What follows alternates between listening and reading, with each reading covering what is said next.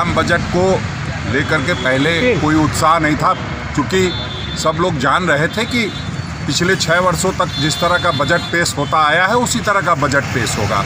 Budget की मूल अवधारणा यही थी कि कैसे अपने पूंजीपति मित्रों को लाभ पहुंचाया जाए, कैसे गांधी नेहरू जी के द्वारा जो चीज़ें स्थापित की गई है उसको बेच करके नेस्तनाबूद किया जाए और उसका लाभ कमाया जाए। सही मायने में देखेंगे तो तमाम सरकारी कंपनियों को बेचने की योजना का शुभारंभ किया है आदरणीय वित्त मंत्री निर्मला सीतारमण जी ने, और जो उनके पूंजीपति मित्र हैं उनको लाभ पहुंचाने की योजनाओं का बखान कर रही हैं। वरना आप देखिए कि 75 वर्ष के व्यक्ति को रिटर्न नहीं भरना पड़ेगा। किस मामले में? जो पेंशन और ब्याज का पैसा मिलेगा उसमें आपको रिटर्न नहीं भरना है। अरे 75 वर्ष का व्यक्ति अगर 6 साल आपकी सरकार रह गई है और 1-2 साल रह जाएगी तो 75 वर्ष का व्यक्ति जिंदा रहेगा तभी तो टैक्स भरेगा, और नहीं भरेगा। पेंशन पाने वाले कितने लोग हैं देश में? जो आम आदमी की एक सोच होती है कि टैक्स स्लैब में छूट मिलेगी, उसमें कोई छूट नहीं दिया गया है। तो इस बजट का कोई मतलब नहीं है, बजट पूरी तरह से बोगस है। की सरकार जो मनरेगा, खासकर झारखंड में अगर आप देखें तो इसका बड़ा फायदा मिला, पूरे देश में फायदा मिला, लेकिन मनरेगा के बारे में एक शब्द भी केंद्रीय मंत्री निर्मला सीतारमण जी ने नहीं कहा।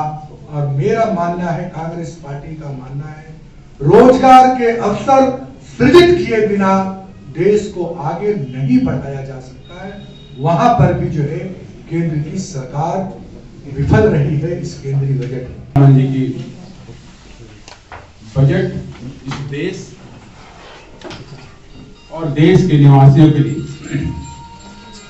सिर्फ एक खोखली बातों पर फंसी हुई चीज दिखाई पड़ती है। जिस प्रकार ये देश कोरोना के वैश्विक महामारी में तबाही और आपदा, जिसमें जीवन जीविका, रोजगार, व्यापार, मजदूरी, दिहाड़ी मजदूरी और देश के अन्य जो मध्यम परिवार के रहने वाले लोग जिस मुश्किलों को देखा और समझा और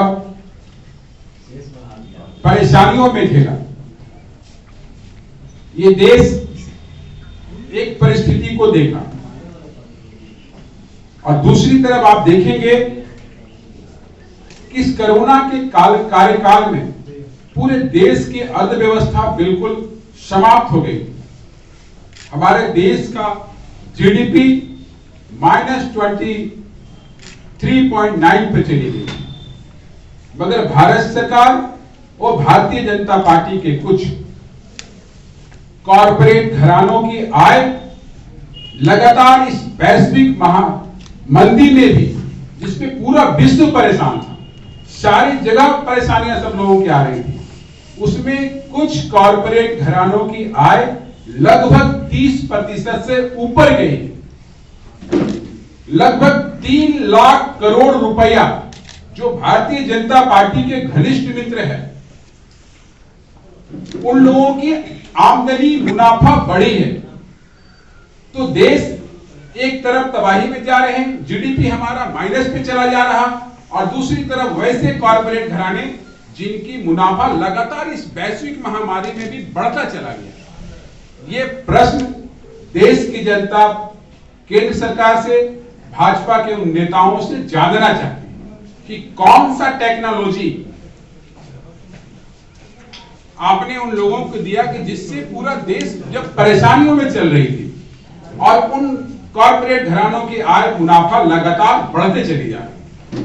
परिवार, निम्न मध्यम वर्गीय परिवार और जो आयकर दाता है, जिनकी बजट पर विशेष निगाहें रहती है, वे उम्मीद कर रहे थे कि 2.5 लाख से बढ़कर 5 लाख रुपए तक का टैक्स स्लैब में उन्हें रियायत मिलेगी।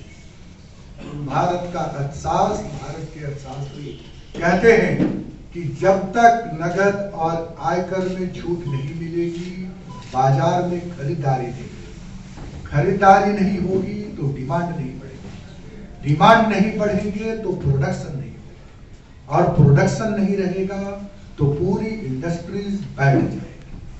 और आज कमोबेश स्थिति उसी ओर आगे बढ़ रहा है। आयकर दाताओं को उस संदर्भ में एक शब्द मिलेगा।